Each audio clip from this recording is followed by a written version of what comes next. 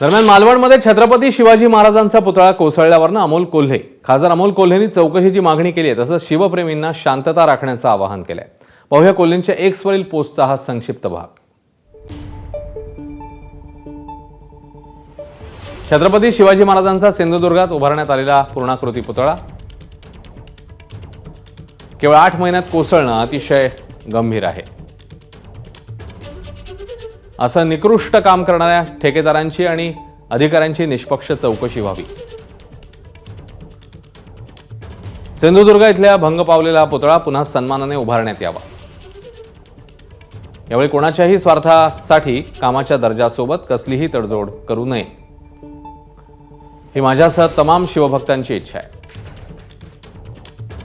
घडलेली घटना दुर्दैवी असली तरी शिवभक्तांनी शांतता राखावी। कायदा आणि सुव्यवस्था भंग होऊन छत्रपती शिवरायांच्या विचारांना